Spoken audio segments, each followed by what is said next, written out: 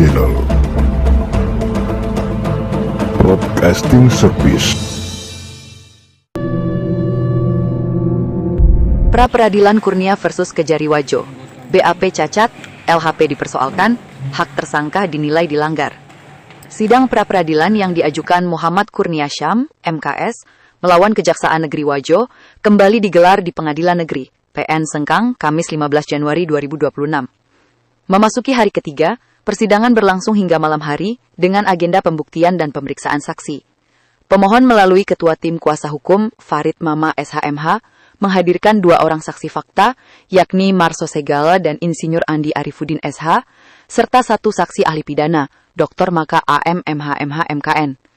Sementara pihak termohon, Kejaksaan Negeri Wajo, menghadirkan 2 saksi, Hasan Nur dan Andi Fizar. BAP ditolak Majelis Hakim. Dalam persidangan, Majelis Hakim menolak sejumlah alat bukti surat yang diajukan termohon.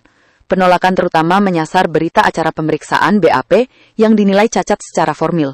Kuasa hukum MKS mengungkapkan, dalam beberapa dokumen BAP tidak terdapat paraf terperiksa, padahal paraf merupakan syarat wajib keabsahan BAP.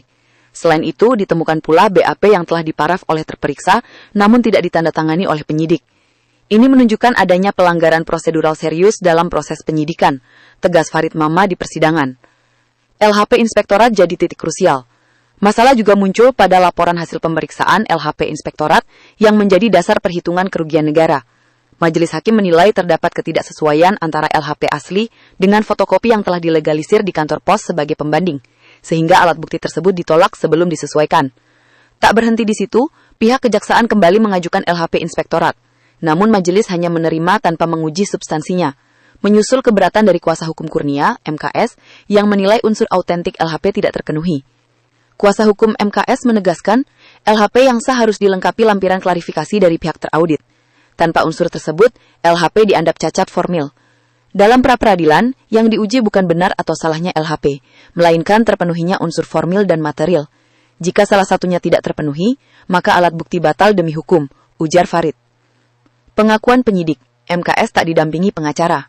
Fakta mengejutkan terungkap dari kesaksian Muhammad Nur, yang selain saksi juga merupakan penyidik Kejari Wajo. Di hadapan majelis, ia mengakui bahwa sejak tahap pemanggilan sebagai saksi hingga penetapan sebagai tersangka, MKS tidak pernah didampingi penasihat hukum. Padahal berdasarkan ketentuan hukum acara pidana, tindak pidana dengan ancaman hukuman di atas 5 tahun wajib didampingi penasihat hukum. Tak hanya itu, dalam proses peningkatan status dari penyelidikan ke penyidikan, hanya 1 SPDP yang diterbitkan pada Juni 2024, namun baru diserahkan setahun kemudian, tepatnya pada 19 Desember 2025. SPDP tersebut pun tidak diserahkan langsung kepada MKS, melainkan hanya dititipkan.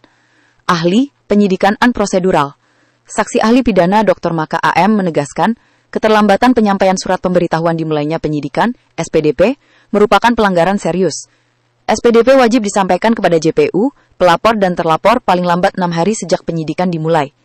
Jika terlambat atau tidak disampaikan, maka penyidikan tersebut unprosedural, kata Maka usai. Ia juga menegaskan satu-satunya lembaga yang berwenang menetapkan kerugian keuangan negara adalah Badan Pemeriksa Keuangan atau BPK. Lembaga lain seperti Inspektorat atau BPKP hanya berwenang menghitung, bukan menetapkan. Selain itu, penetapan tersangka harus didasarkan pada 2 alat bukti yang sah dan diperoleh secara sah. Alat bukti yang diperoleh tanpa prosedur hukum, misalnya tanpa izin penyitaan tidak sah dan tidak dapat digunakan. Transisi KUHP dan KUHP baru. Dr. Maka juga menjelaskan bahwa sejak 2 Januari 2023, KUHP baru telah berlaku, disusul KUHP baru melalui Undang-Undang Nomor 20 Tahun 2026.